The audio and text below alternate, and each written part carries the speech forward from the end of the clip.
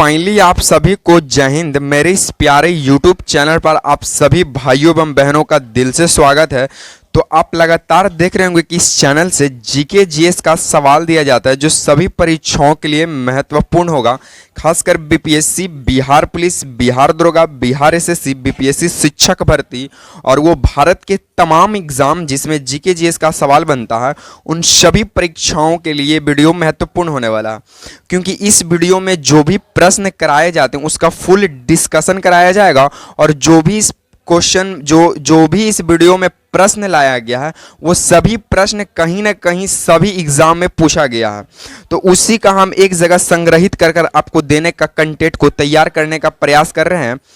तो चलिए, अगर आप वीडियो पर पहली बार अगर मेरे इस चैनल पे आए हैं तो चैनल को सब्सक्राइब कर दीजिएगा। अगर आपको वीडियो पसंद आता है तो वीडियो को लाइक कर दीजिएगा और कमेंट कर जरूर बताइएगा कि आपको ये वीडियो कैसा लगा। तो चलिए सबसे पहला सवाल हम लोग देख लेते हैं। सबसे पहला सवाल क्या था कि राष्ट्रीयकरण से पहले एसबीआई को किस नाम से जाना जाता था? तो राष्ट्रीयकरण से पहले एसबीआई को इंपीरियल बैंक के नाम से जाना जाता था। किस बैंक के नाम से? तो इंपीरियल बैंक के नाम से जाना जाता था। और इंपीरियल बैंक का गठन जो है 1921 में 3 बैंकों के मिलाकर किया गया। पहला बैंक ऑफ बंगाल, दूसरा बैंक ऑफ मद्रास और तीसरा बैंक ऑफ बंबई। तो bank of Bengal, bank of Madras और बैंक ऑफ बंबई को मिलाकर 1921 में 3 बैंकों को मिलाकर 1921 में इंपीरियल बैंक का गठन किया गया। तो एसबीआई राष्ट्रीयकरण से पहले एसबीआई किस नाम से जाना जाएगा? तो इंपीरियल बैंक के नाम से। उसके बाद 1 जुलाई 1955 को क्या होता है? 1 जुलाई 1955 को इंपीरियल बैंक का राष्ट्रीयकरण करके एसबीआई नाम धर दिया जाता है। तो पूछेगा कि राष्ट्रीयकरण के बाद इंपीरियल बैंक को किस नाम से जाना गया? तो एसबीआई। या फिर एसबीआई का गठन कब हुआ? तो 1 जुलाई 1955 को। तो एसबीआई का गठन 1 जुलाई 1955 को।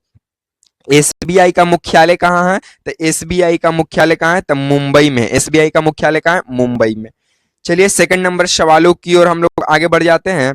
सेकंड नंबर आपका सवाल देखने को क्या बोलता है सर कि किनको महामना कहा जाता है?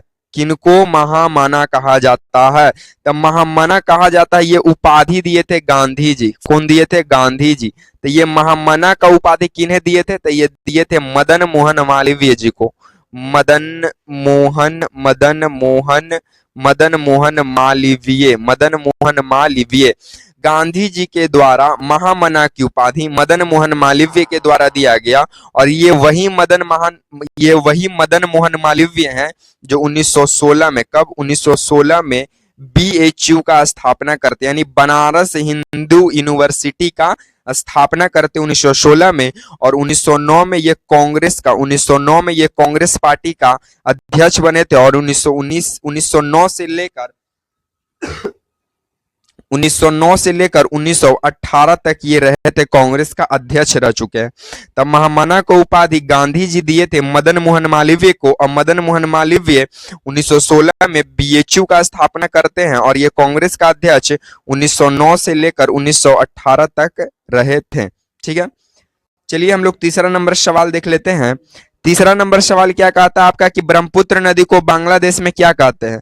तो ब्रह्मपुत्र नदी को बांग्लादेश में क्या कहा जाता है? तो जमुना कहा जाता है। तो ब्रह्मपुत्र नदी को बांग्लादेश में जमुना कहा जाएगा। और गंगा नदी को बांग्लादेश में पद्मा कहा जाएगा। क्या कहा जाएगा? पद्मा कहा जाएगा। और जमुना और पद्मा जहां पे ये दोनों को मिलन को मेघना बोला जाता है। ये दोनों को मिलन को क्या बोला जाएगा? मेघना बोला जाता है। तो पूछेगा कि गंगा और ब्रह्मपुत्र का मिलन क्या कहलाता है? गंगा प्लस ब्रह्मपुत्र का संगम क्या कहलाता है? तब गंगा और ब्रह्मपुत्र का संगम मेघना कहलाता है। क्या कहलाता है? मेघना कहलाता है। और गंगा और ब्रह्मपुत्र के मिलने से ही पश्चिम बंगाल में विश्व का सबसे बड़ा डेल्टा सुंदरवन डेल्टा, कौन सा डेल्टा? सुंदरवन डेल्टा का निर्माण होता है, जो कि पश्चिम बंगाल में पड़ता है। चलिए चौथा नंबर हम लोग सवाल देख लेते हैं। चौथा नंबर सवाल क्या कहता है कि चिल्का झील कहाँ पर स्थित है? तो चिल्का झील है उड़ीसा में। चिल्का झील कहाँ स्थित है? तो ये उड़ीसा में है। ये भारत का सबसे बड़ा खारे पानी का झील है। भारत का सबसे बड़ा खारे पानी का झील कौन सा है? तो चिल्का झील है। भारत की सबसे बड़े खारे पानी का झील चिल्का झील। और विश्व में खारे पानी का सबसे बड़ा झील पूछ देगा, विश्व में खारे पानी का सबसे बड़ा झील तो कैस्पियन सागर, कैस्पियन सागर। और विश्व में सबसे बड़े मीठे पानी का झील तो सुपीरियर झील। और भारत में मीठे पानी का सबसे बड़ा झील तो हो जाएगा आपका कौन? बुलर झील। कौन हो जाएगा? बुलर झील। और भारत में सबसे अधिक लवणता वाली झील तो सांबर झील जो कि राजस्थान में पड़ता है। और विश्व का सबसे गहरा झील तो बैकाल झील। कौन झील? बैकाल झील। तो आपको झील से इतना सारा एग्जाम के पॉइंट ऑफ व्यू से याद करना पड़ेगा। चलिए 5वां नंबर सवाल हम लोग देख लेते हैं।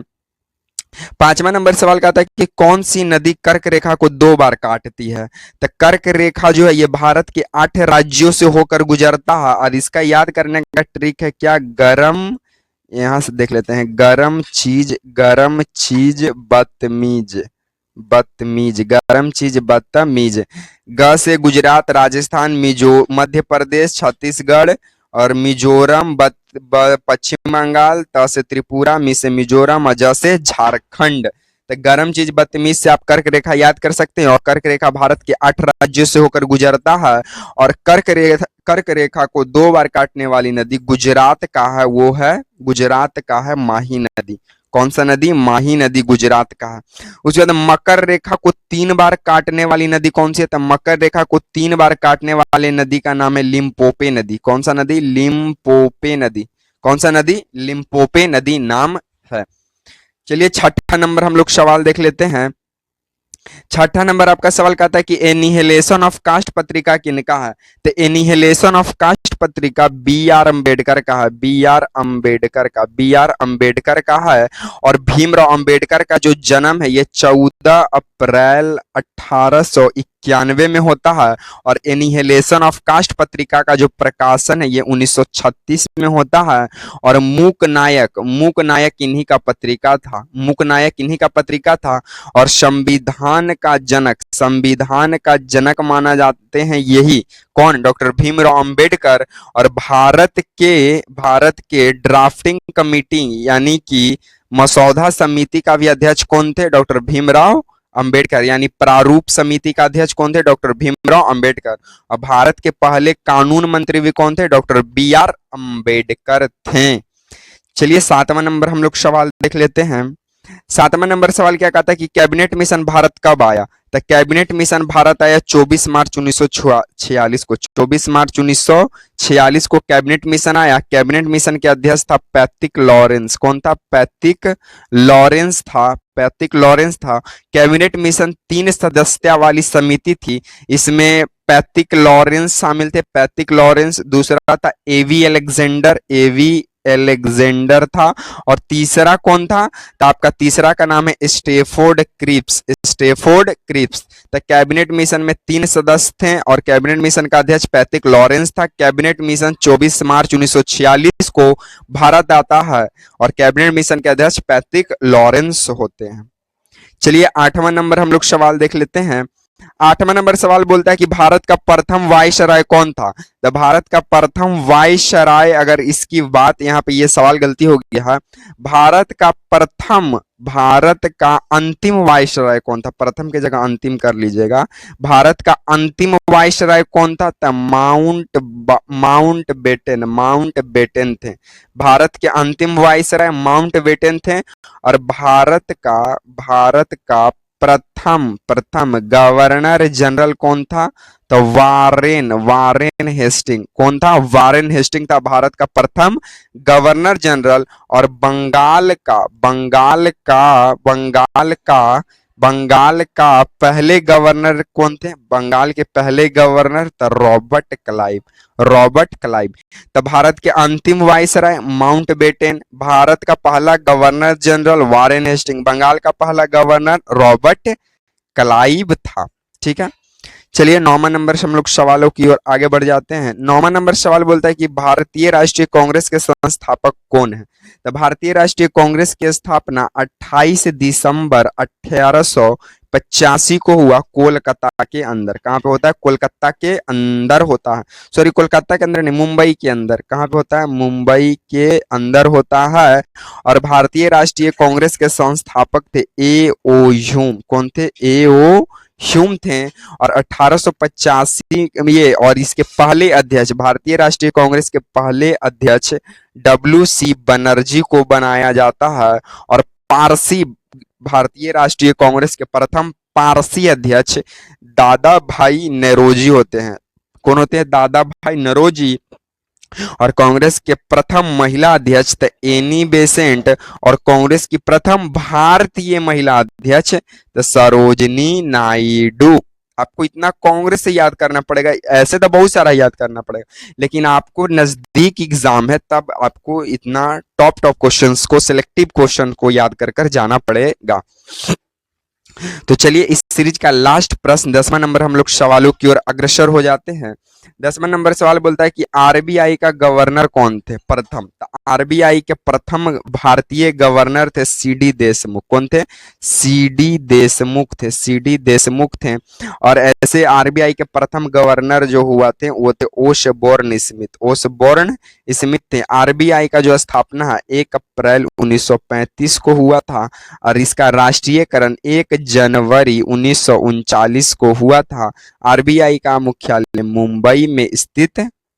तो आपको आरबीआई से इतना चीज आप ध्यान में रख लीजिए, 1934 के अधिनियम से आया था। ठीक है, तो आज तक को हम सीरीज को यहीं पे समाप्त करेंगे। अगर आप वीडियो को देखने के लिए थैंक्स फॉर वाचिंग एक स्माइल के साथ। अगर आपको वीडियो पसंद आता है तो वीडियो को लाइक, चैनल को सब्सक्राइब और कमेंट कर कर जरूर बताइएगा कि आपको वीडियो कैसा लगेगा। तब तक कि इसी तरह के सीरीज के साथ आपसे मिलेंगे नेक्स्ट वीडियो में। तब तक के लिए आप सभी को जय हिंद।